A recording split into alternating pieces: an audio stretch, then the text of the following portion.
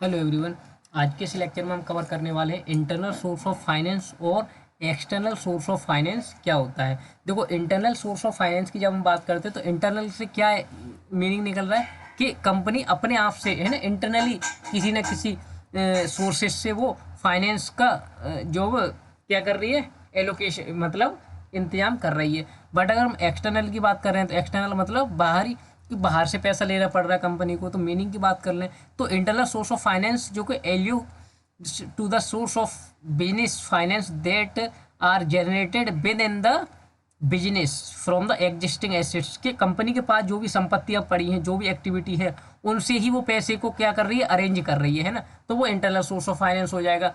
अब external source of finance क्या होगा कि वो कैपिटल कहीं बाहर से पैसा ले रही है ना, कोई किसी से आउटसाइड द बिजनेस, के वो बाहर से लोन वगैरह राइज कर रही है कंपनी है ना, तो वो एक्सटर्नल सोर्स ऑफ फाइनेंस हो जाएगा है ना। कंपनी का अपने पास कोई इंतजाम नहीं है, वो बाहर से पैसा जो वो ले रही है। अब इंटरनल में इंक्लूड क्या क्या होता है कि सेल कर दिया उसने अपने स्टॉक सेल करके पैसा आ सकता है। उनके पास कोई मशीनरी वगैरह पड़ी है, पुरानी कोई संपत्ति पड़ी है, उसको बेच के पैसा ले लिया उन्होंने है ना। या फिर उन्होंने पैसा पहले से क्या कर रखा था, रिटेंड कर रखा था है ना, जो भी उनको अर्निंग हुई थी वो संभाल के रखा था उन्होंने कि जब भी वक्त पे जरूरत पड़ेगी हमें तो उसका यूज कर सकें। या फिर डेप्ट कलेक्शन हो सकता है।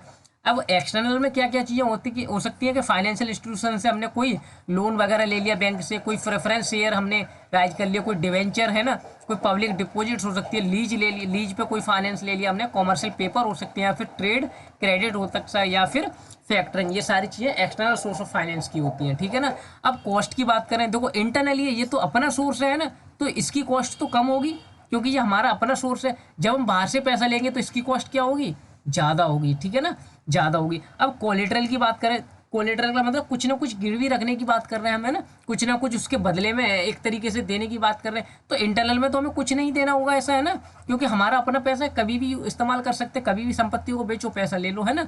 लेकिन अगर बाहर से पैसा लेना है तो हमें कुछ ना कुछ तो ज़रूरत पड़ेगी है ना, कुछ ना कुछ तो उनको सबूत के तौर पर देना पड़ेगा ना कि आपका अपना पैसा हम दे सकते हैं आपका। अब अमाउंट राइज की बात कर रहे हैं तो देखो, हमारे पास जितना भी अवेलेबल होगा उतना ही पैसा, जितनी संपत्ति हमारे पास अवेलेबल है उनको बेच के उतना ही पैसा ले सकते हैं ना। लेकिन हम एक्सटर्नल सोर्स से जितनी भी नीड है हमको ह्यूज अमाउंट ले सकते हैं बाहर से है ना। तो एक्सटर्नल में हम ज़्यादा अमाउंट राइज कर सकते हैं, बट हम इंटरनल की बात करें तो कंपेरेटिवली लेस होता है जी। आई होप एक्सटर्नल और इंटरनल सोर्स ऑफ फाइनेंस का डिफरेंस आपको अच्छे से क्लियर